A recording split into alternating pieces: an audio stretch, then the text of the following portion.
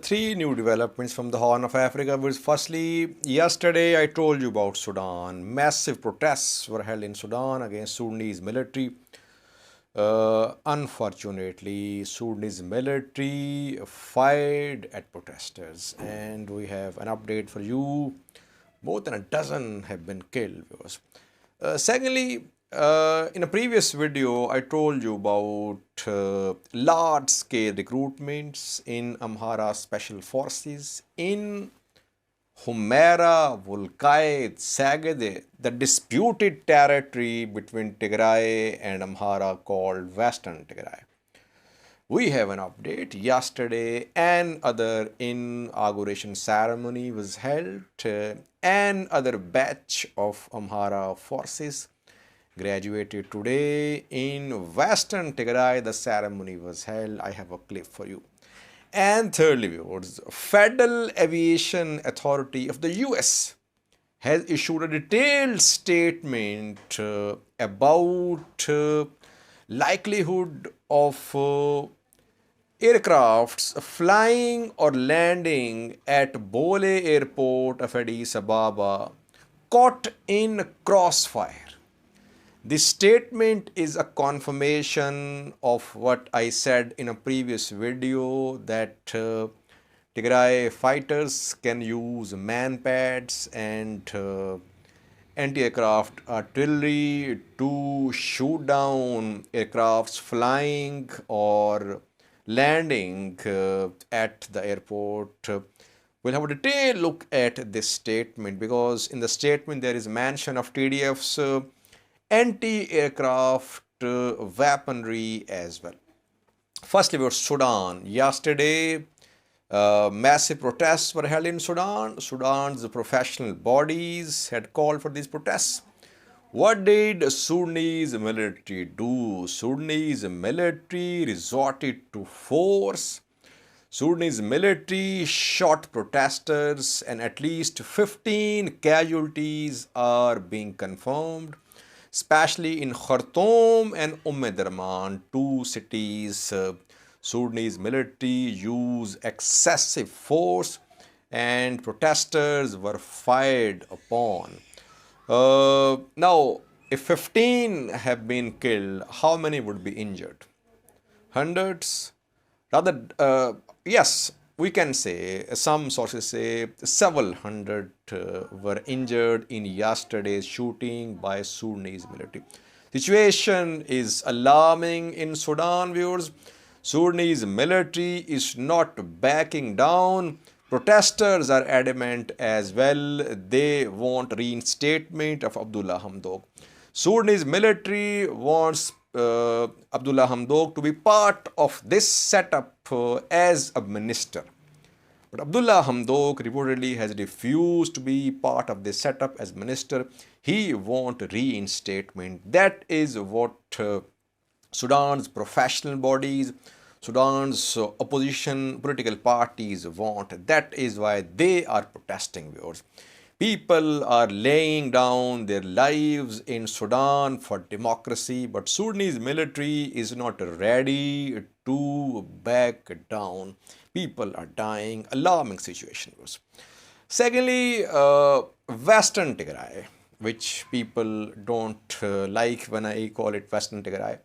Humera, Sagade, Welkait. In a previous video, I think 3 to 4 days ago, I told you about some new recruitments in Amhara Special Forces in Humera and Welkait.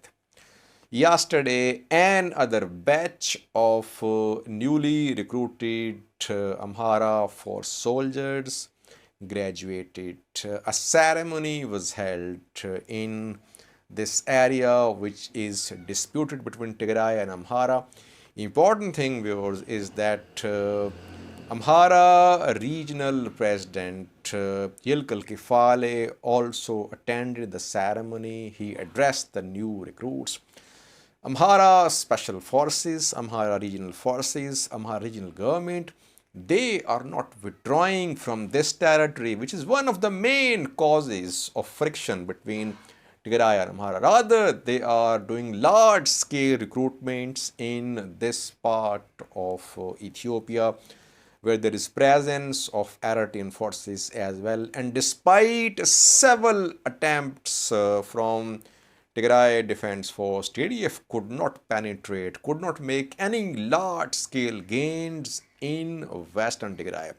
Amhara, Welkait, Sagade are still under the control of Amhara forces, ENDF and Eritreans. And Amhara forces are consolidating their control of this area by conducting large-scale recruitments in their special forces and regional forces. Thirdly, yesterday,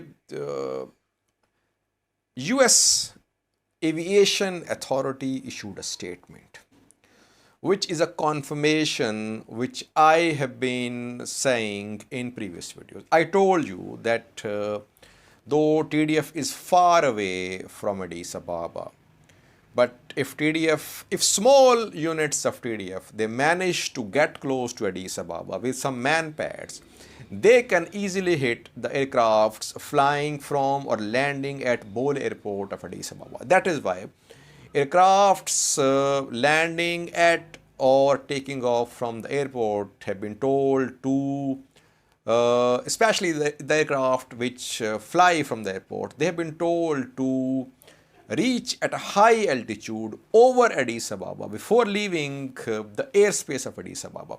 So aircrafts flying from this airport, they do a turnaround of 360, they attain some height, then they leave.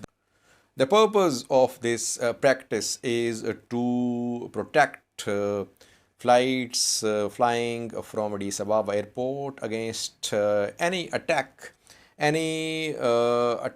of a man pad, of an artillery, from a place close to Addis Ababa. Now, Federal Aviation Authority of the US confirmed that TDF has anti-aircraft weaponry. It has man pads, it has anti-aircraft artillery, and other types of weaponry which can hit a low-flying aircraft. That is why, according to US Aviation Authority, directly or indirectly, flights landing at or flying from the airport can be hit. Both sides can indirectly hit these flights as well, because Ethiopian drones are operating too. If there is presence of TDF and OLA close to Addis Ababa and Ethiopian drones start their drone strikes on these TDF OLA positions, even then these civilian aircrafts could be in danger. So that is what US Aviation Authority is saying, that US citizens must leave Addis Ababa because the airport could be closed in coming days. It does not mean that TDF and OLA will be able to encircle Addis Ababa.